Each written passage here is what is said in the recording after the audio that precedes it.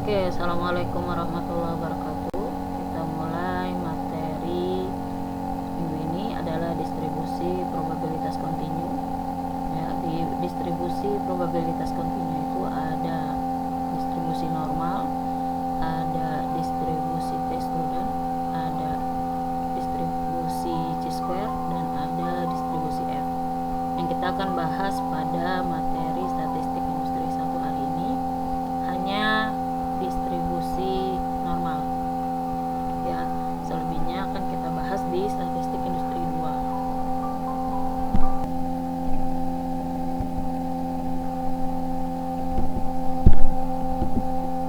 Oke,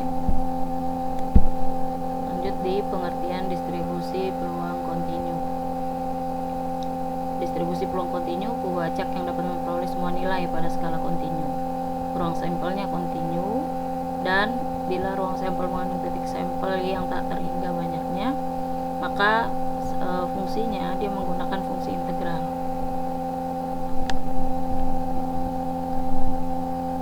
Nah, ini tadi macam-macam distribusi kontinu, ada distribusi normal dan normal standar, ada t-student, ada chi-square, dan distribusi f.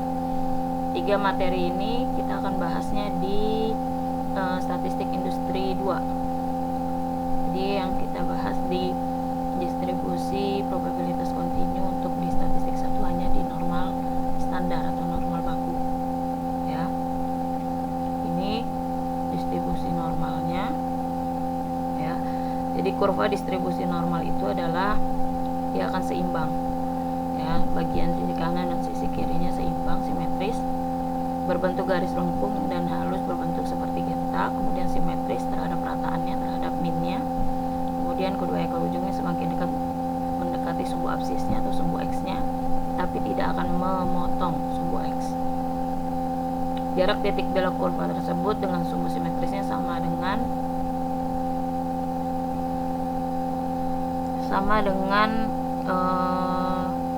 ragamnya. Luas daerah di bawah lengkungan kurva tersebut dari min tak hingga sampai positif tak hingga, ya, sama dengan 1 atau 100% luas dari kurva distribusi normal. Nah, ini sifat distribusi normal.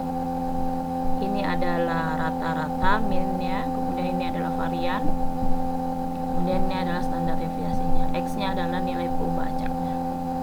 Kita akan membahasnya di distribusi normal standar, ya, normal baku.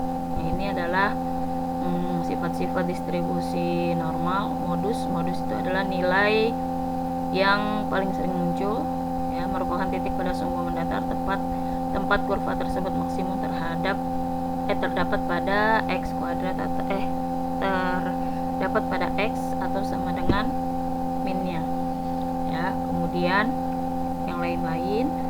Kemudian ini adalah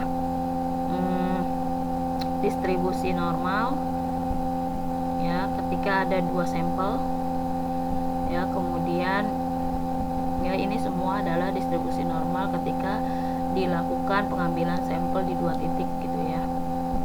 Nah, jadi kemungkinan ada yang sama, kemudian ada yang berbeda sebarannya, ragamnya, dan juga ini juga, ya, ragamnya, standar deviasinya ini yang tinggi, ini yang rendah gitu, ya. Kemudian ini masih distribusi normal. Nah, ini transformasi pada distribusi normal.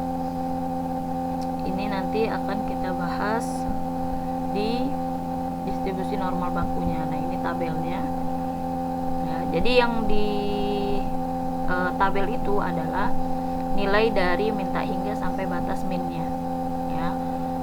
Jadi kalau kita ingin cari nilai di sisi sininya, maka harus 1 dikurang yang ada di nilai tabel. Kalau tabelnya menggunakan 100% atau 1, ya. Tapi kalau misalkan tabelnya hanya pakai yang 0,5 di sini sampai sini, berarti 0,5 kurang di nilai yang ada di tabel. Itu, ya, nanti kita akan bahas. Ini adalah tabel distribusi normalnya, ya. Jadi nanti melihatnya adalah jika diketahui nilai Z-nya adalah 0,067, maka 0,6 7-nya carinya di horizontalnya.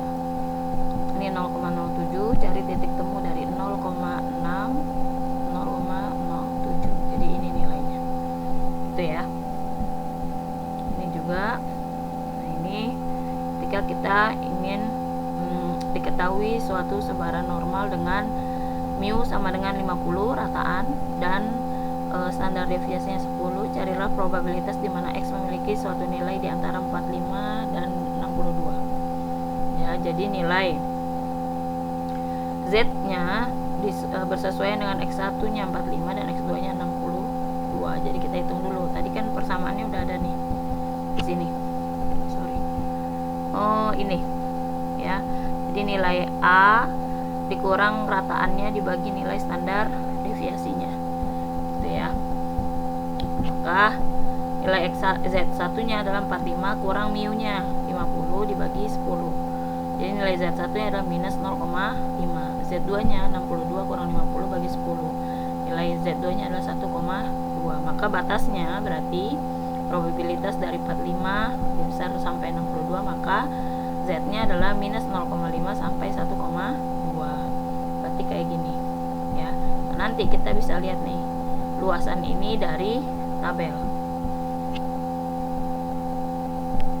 Oke, nah dari hasil perhitungan tadi bahwa minus 0,5 sampai dengan 1,2, maka kita bisa cari di nilai tabel di normal standar ya. Nah, kalian carinya itu bisa menggunakan ini ya. Nah, nilai Z tabelnya itu dari yang minus 3,9 sampai positif 3,9. Tadi nilainya adalah minus 0,5 ya, karena dia 0,50, maka yang kita pakai adalah ini 0,3085, kemudian positif 1,2, ini 0,8849. Oke, maka kita hitung nilainya itu 0,8849 dikurang 0,3085, berarti daerahnya adalah atau probabilitasnya adalah 0,5764. Oke. Nah, kemudian ada contoh berikutnya. Jika diketahui sebuah sebaran normal rataannya 300, standar deviasinya 50, maka probabilitas di mana X memiliki suatu nilai yang lebih besar dari 362. Karena dia bilang lebih besar dari 362, berarti di mana daerahnya? Daerahnya yang ini ya. Sedangkan daerah yang ada di tabel itu adalah kalau nilainya segini, yang dia maksud adalah daerah yang ada di sebelah sininya. Maka untuk mencari nilai di daerah kanannya, maka harus 1 dikurang nilai dari yang kita peroleh ya. Karena dia 362 lebih besar, maka 362 kurang 300, peroleh nilai Z-nya adalah 1,24. Nah, nilai Z 1,24 itu adalah sini kita lihat 1,24, 1,2 sini, 3, ini 4, 0,89225. Oke. Nah, 0,8925 itu adalah nilai dari 1,24, dimana kalau tabel itu menggambarkan di sisi sininya, sedangkan yang dia tanya adalah lebih besar dari 362, maka yang di sini yang dia tanya. Maka besarnya peluang maksimal itu kan 1 ya, jadi atau 100%, maka 1 dikurang nilai 1,24 nya tadi, nilai tabelnya 0,8925. maka daerah lebih besarnya yang ini itu adalah nilainya, probabilitasnya adalah 0,1075.